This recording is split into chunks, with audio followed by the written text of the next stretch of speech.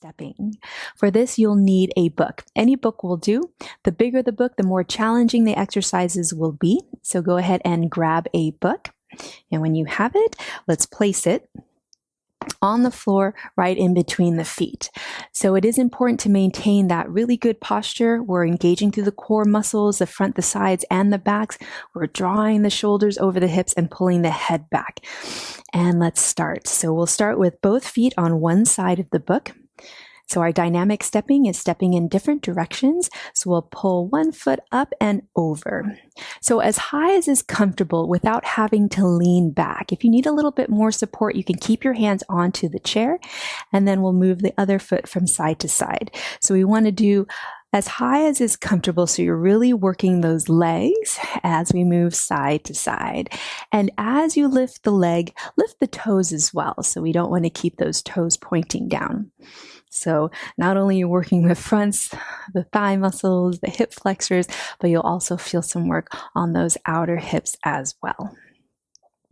All right, and making sure you clear the book on each side. All right, and then let's relax. I'm going to now draw the book a little bit forward so I can fit my feet right behind the book. So we're still sitting up nice and tall. And then this time we're going to take one foot and tap it on the opposite side of the book. So moving from side to side. Once again, trying to clear that book as high as is comfortable for you. If you need to keep it relatively low, go ahead and do so. And if you'd prefer not to even use the book, then you're welcome to do that as well. So really developing some good leg strength, which is not only important for our balance, but also important for our mobility as well. Oops, we'll do a few more times. Moving from side to side. And then go ahead and relax. So for the next two, we won't be using the book, so I'm just going to slide it off to the side.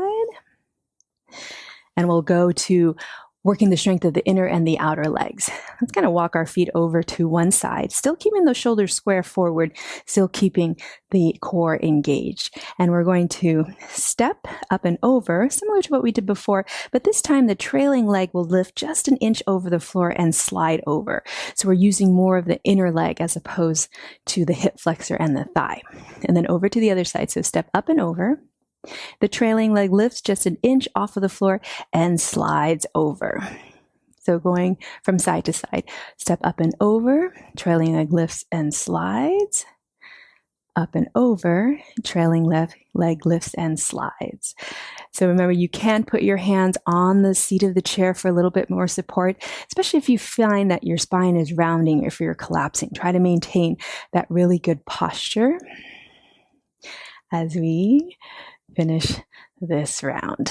All right, and then you can shake it out. And then the last seated dynamic stepping we're going to do, we'll start from that upright posture, that really good, perfect posture, as perfect as you can make it, engage through the core.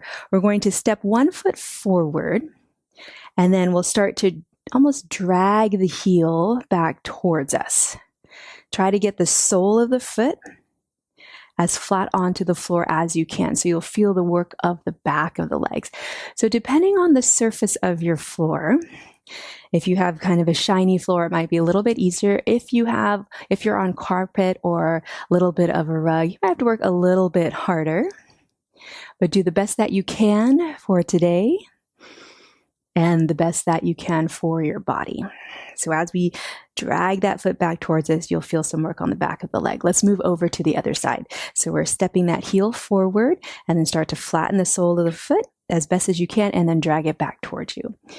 And then step it forward, lifting as high as is comfortable, and then drag. So let's do a few more times on this side, really feeling the squeeze of the muscles of the back of the legs, the hamstrings, and maintaining that good upright posture as always. Let's just do a couple more times on this side. Last time. All right.